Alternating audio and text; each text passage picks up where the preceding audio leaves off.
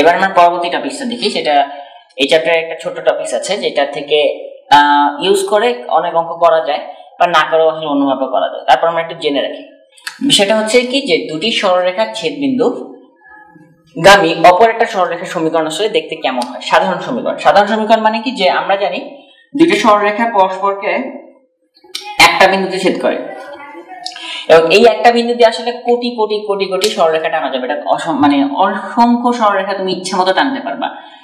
আমি চাচ্ছি আসলে সবকটা সরলরেখাকে একটা ইকুয়েশন দিয়ে রিপ্রেজেন্ট করতে চাচ্ছি, সেটাই হচ্ছে আসলে সাধারণ সমীকরণ। ঠিক আছে? হ্যাঁ, এখন কিভাবে করা যায়, মনে করো যে এটা হচ্ছে 1 নং রেখা, এটা হচ্ছে 2 নং রেখা। 1 নং রেখাটা ধরলাম a1x plus b1y plus c1 = 0। 2 নং রেখা হচ্ছে a2x plus b2y plus c2 = 0।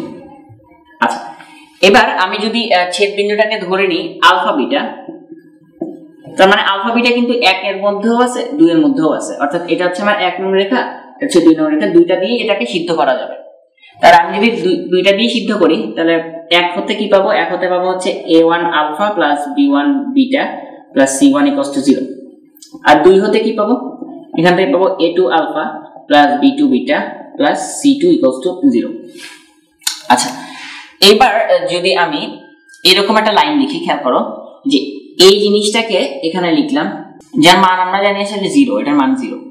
আর এই জিনিসটাকে আলাদাভাবে লিখলাম a2 alpha plus b2 beta plus c2, এটার মান আসলে কত হবে, 0 হবে। এখন দুটো যদি যোগ করি তাহলে আসলে 0ই পাবো, তাই না? দুটো যোগ করলে তাহলে 0ই পাবো সবসময়। এবার আমি যদি এখানে কোনো একটা কনস্ট্যান্ট গুণও করি তাহলে আসলে কোনো ইফেক্ট করবে না, কারণ এটার মানও 0, এটার মানও 0। সো আলটিমেটলি সবকিছু যোগ করে 0ই হবে। এই জিনিসটা আসলে কেন লিখলাম? এবার যদি আমি চিন্তা করি যে আলফা বিটাটা জায়গায় x আর y চিন্তা করি, আমি সমীকরণ নিয়ে যদি চিন্তা করতে চাই, তখন আসলে এই লাইনটাকে কি লেখা যায়? এই লাইনটাকে লেখা যায় a1x plus b1y plus c1 plus k into a2x plus b2y plus c2 = 0। এই যে একটা লাইন পেলাম, যেখানে আসলে এখন আমরা কি, এখন আলফা বিটা নেই, এখন হচ্ছে চলক গুণে নিয়ে আসছি। তাহলে লাভটা কি হয়েছে খেয়াল করো, আমি যে কাজটা করছি প্রথম ইকুয়েশনটাকে লিখছি প্লাস একটা কনস্ট্যান্ট ইনটু দ্বিতীয় ইকুয়েশনটাকে লিখছি = 0, এবং এটা লেখা যায়। কেন লেখা যায়?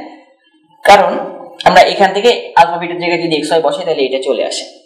এখন খেয়াল করো যে এটাও কিন্তু একটা সরলরেখার সমীকরণ, অবশ্যই সবকিছু একঘাত আছে। এবং এই সরলরেখাটা এখানে আসলে কয়টা সরলরেখা আছে তোমাকে যদি কোশ্চেন করা হয় তুমি কিন্তু বলতে পারবে না, কারণ k এর মানটা আমি জানি না। এগুলো যদি ফিক্সড হয় a1 b1 c1 a2 b2 c2 ধরে নিলাম ফিক্সড, k এর মানটা আসলে ডিপেন্ড করতেছে, k এর মান এক একটা হলে সরলরেখাটা একটা চেহারা হবে। কিন্তু যাই হোক না কেন প্রত্যেকটাই কিন্তু আসলে এই শর্ত, উপরের শর্তটা মেনে চলতেছে, তাই না? অবশ্যই মেনে চলতেছে। অর্থাৎ আমি বলতে চাচ্ছি যে এই যে রেখাটা, এই রেখা যদি আলফা বিটা বিন্দু দিয়ে যায় তাহলে তো আসলে উপরের লাইনটা লিখতে পারবো, এবং একটু আগে দেখছি উপরের লাইনটা লেখা পসিবল, কারণ কি এটার মানও 0, এটার মানও 0। সো আমি আলফা বিটা দিয়ে যদি সিদ্ধ করি তাহলে লেফট হ্যান্ড সাইডের মানটা আসলে 0ই আসবে, যেটা রাইট হ্যান্ড সাইডের সমান। সো এই যে ইকুয়েশনটা পেলাম, এটা হচ্ছে দুটি রেখার ছেদবিন্দুগামী যে কোনো সরলরেখার সমীকরণ। যে কোনো কেন বলতেছি, কারণ আমি আসলে k এর মানটা জানি না। k এর মানটা তুমি 1 বসালে একটা পাবা, 2 বসালে একটা পাবা, 0 বসালে একটা পাবা, -1 বসালে একটা পাবা, এনিথিং, অনেক কিছুই পাবা আসলে। এবং যাই পাবো না কেন সবকটা আসলে এই আলফা বিটা অর্থাৎ ছেদবিন্দু দিয়ে যাবে।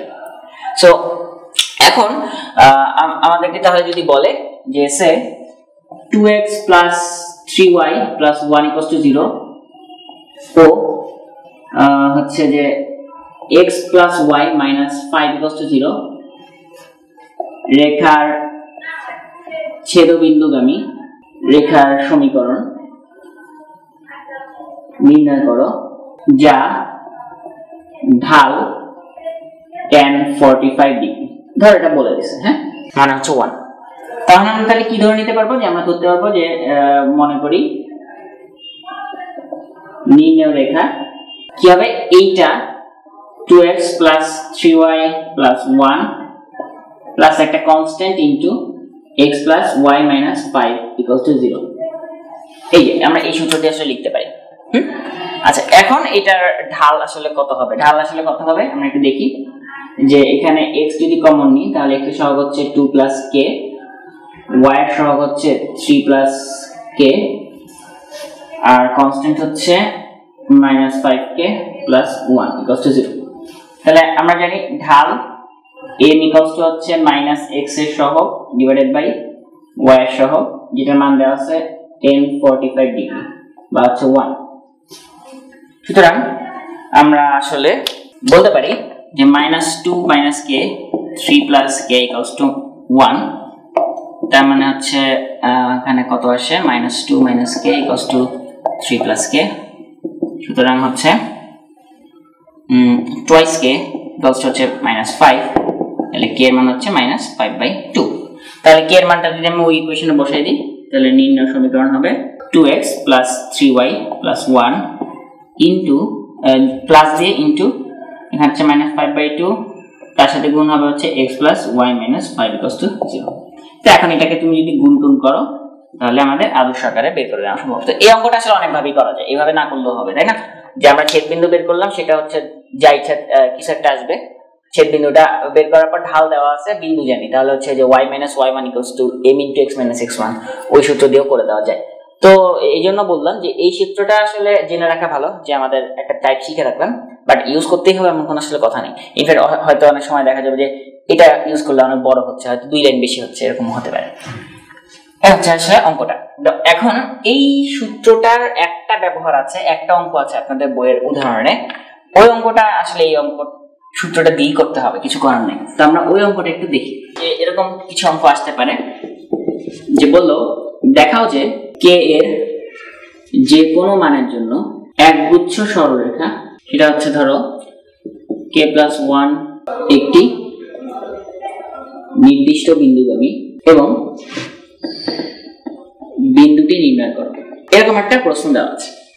দেখো যে k এর যে কোনো মানের জন্য একগুচ্ছ সরলরেখা এইটা একটি নির্দিষ্ট বিন্দুগামী এবং বিন্দুটি নির্ণয় করো। কেন একগুচ্ছ বলছে? তার কারণ হচ্ছে এখানে k এর মান যে কোনো কিছু হতে পারে, প্রত্যেকটার জন্য আসলে অনেকগুলো সরলরেখা পাবো, প্রত্যেকটা মানের জন্য একটা একটা করে সরলরেখা পেলে তাহলে অনেকগুলো হবে, এই জন্য আমাদের বলা হয়েছে একগুচ্ছ।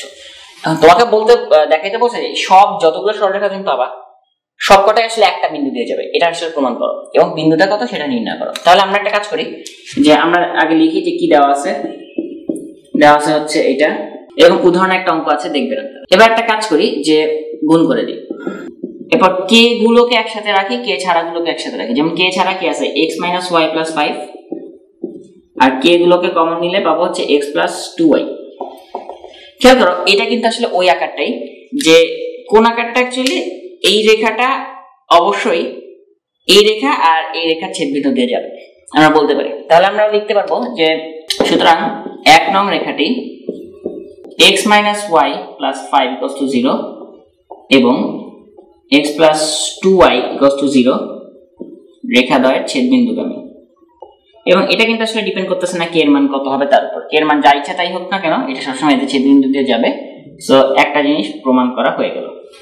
এখন ছেদবিন্দু বের করতে বলছে, তাহলে ছেদবিন্দুটা কি, সেটা হচ্ছে x - y + 5 = 0 আর x + 2y = 0। তার মানে এখান থেকে পাবো হচ্ছে x = -2y, ধরলাম যে এটা 2 এটা 3, তাহলে এখন 2 নং এ বসায় দাও, তাহলে হচ্ছে -3y + 5 = 0। সুতরাং y এর মান হচ্ছে কত 5/3, y এর মান যদি 5/3 হয় 3 হতে আমরা কি পাবো, x এর মান হচ্ছে -10/3। সুতরাং বিন্দুটি হচ্ছে -10/3, 5/3। এই হচ্ছে আসলে অঙ্কটা। সো এরকম একই রকম একটা অঙ্ক আপনাদের উদাহরণে দেখবেন, উদাহরণ মেবি 3-4 আছে এই চ্যাপ্টারটা, 3.6 চ্যাপ্টারে। সো ওই উদাহরণ থেকে আপনারা একটু অঙ্কটা দেখে নেবেন। হ্যাঁ, এরকম একটা অঙ্ক, এই টাইপের অঙ্ক পরীক্ষায় আসতে পারে। ঠিক আছে, তাহলে আজকের লেকচার এই পর্যন্ত।